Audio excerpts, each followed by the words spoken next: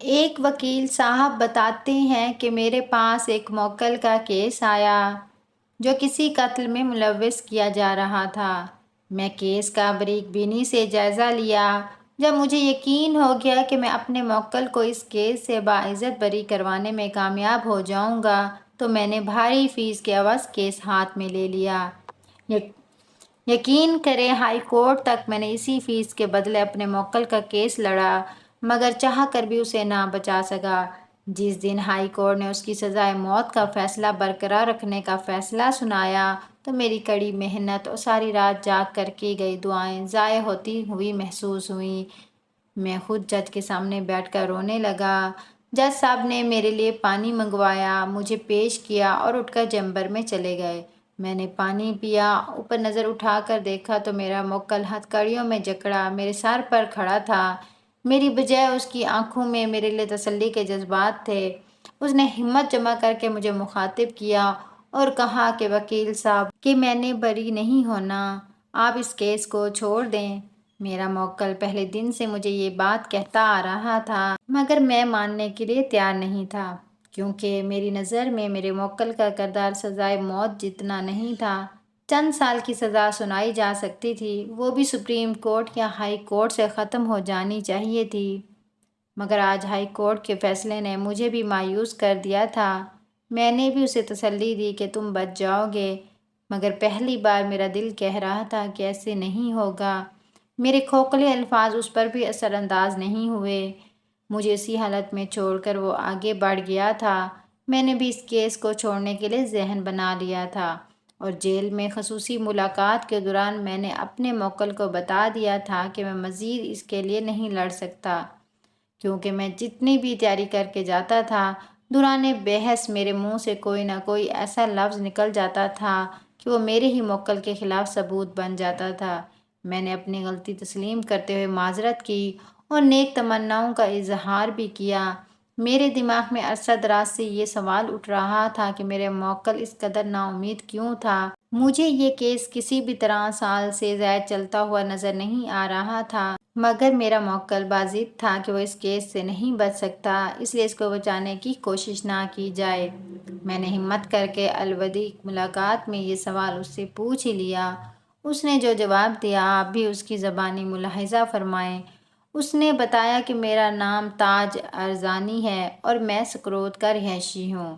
مذہباً مسلمان ہوں، مگر سوائے چند بنیادی باتوں کے میرا مذہب سے دور دور تک واسطہ نہیں۔ میری شادی ایک انتہائی مذہبی لڑکی سے ہوئی تھی، نماز، روزے، تہجد اور قرآن پاک کی تلاوت کی پابند تھی، انتہائی با کردار اور سلجھی ہوئی تھی، مگر شادی کے چند سال بعد ہی وہ میری والدہ کی نظروں سے اتر گئی۔ میری والدہ نے مجھے مجبور کرنا شروع کر دیا کہ میں اسے طلاق دے دوں، مگر میرے پاس کوئی مناسب بہانہ نہیں تھا۔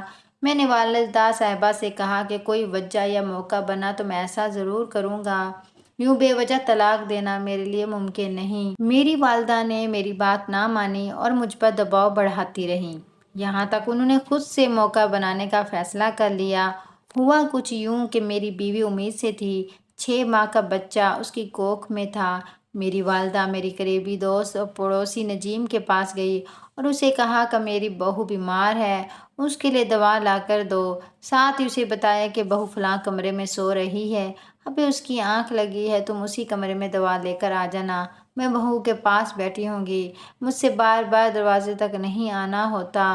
میرے دوست نے میری والدہ کی بات مان لی اور دوا لینے چلا گیا۔ میری والدہ چھت پر کھڑے ہو کر دیکھنے لگی۔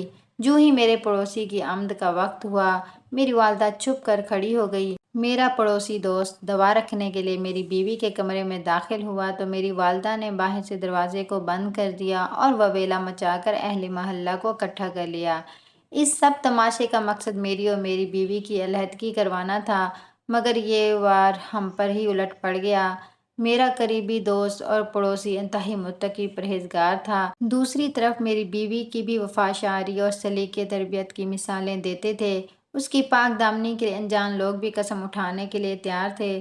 جب اتنی بڑی تہمت لگانے کے باوجود میری ماں اپنے مقصد میں کامیاب نہ ہو سکی، میرے دوست نے قرآن پاک پر ہاتھ رکھ کر میری بیوی کو اپنی دین دنیا کی بہن تسلیم کر لیا۔ لوگوں کی نظر میں ہم ماں بیٹے کی رہی سے عزت بھی جاتی رہی، مگر لوگوں کے اس رویے نے ہم ماں بیٹے کو مزید تیش دلوا دی، اور لوگوں نے کہ میری بیوی نے اہل محلہ میں ہماری رہی سے ہی عزت بھی نکال دی۔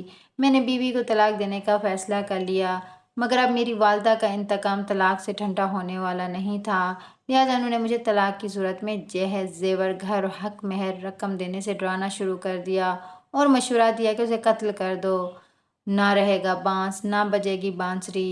میں نے والدہ کی بات مان لی، کیونکہ طلاق کی صورت میں 70 لاکھ کے قریب مالیت میرے ہاتھ سے نکلنے والی تھی اور میں اسے جاننے دینا نہیں چاہتا تھا۔ میں نماز ظہر کے وقت گھر واپس آیا اور تیز دھار کلہاڑی لے کر آیا، اپنے کمرے میں بیٹھ گیا۔ میری بیوی وضو کر کے آئی، مجھے دیکھا تو میرے لیے کھانا لینے کے لیے واپس مڑی تو اس کی نظر اپنے قرآن پاک پر پڑی جو اپنی جگہ کی بجائے کسی اور جگہ پر پڑا تھا۔ اس نے چوم کر سینے سے لگایا، اسے اپنی جگہ پر رکھا اور مجھے کھانا دینے کے لیے واپس مڑی تو میں نے کلہاڑی کا وار کر کے اس کا سر 2 ٹکڑے کر دیا۔ اس نے آخری بار پانی مانگا، مگر میں نے کہاں دینا تھا، البتہ وضو کے پانی کا قطرہ بہتے ہوئے اس کے چہرے پر سے ہو کر حلق میں جا گرا۔ اس کے ساتھ ہی اس نے کلمہ شہادت پڑھا اور جاں افری کے سپرد کر دی۔ اس کے پیچھے چلنے والا کوئی نہیں۔ لوگوں کو ہم پر شک تھا، مگر حالات کو دیکھتے ہوئے کوئی بھی ہمارے خلاف نہ گیا، یوں ہم قانونی کارروائی سے بھی تقریباً بچ گئے۔ میں نے دوبارہ شادی کر لی، میری والدہ عبرتناک موت مر گئی۔ میری اولاد ہوئی۔ ایک عرصہ بعد میں کہیں سفر پر جا رہا تھا، انجان اشخاص سے لفٹ مانگی۔ لفٹ جو کار میں جا رہے تھے انہوں نے مجھے لفٹ دے دی۔ وہ قاتل تھے۔ راستے میں پولیس نے گرفتار کر لیا۔ انہوں نے مجھے بھی اپنا ساتھی زہر کیا اور آج میں یہاں پہنچ گیا ہوں۔ میں نے خواب میں اکثر دیکھا ہے میرے گلے میں پھندا ڈالا گیا ہے اور میری سابقہ بیوی کھڑی دیکھ رہی ہے۔ میں اس کیس میں بے قصور ضرور ہوں، مگر در حقیقت میں قاتل ہوں۔ خدا نے میری تدبیر کو مجھ پر الٹ دیا ہے اور میں موت کا منتظر ہوں۔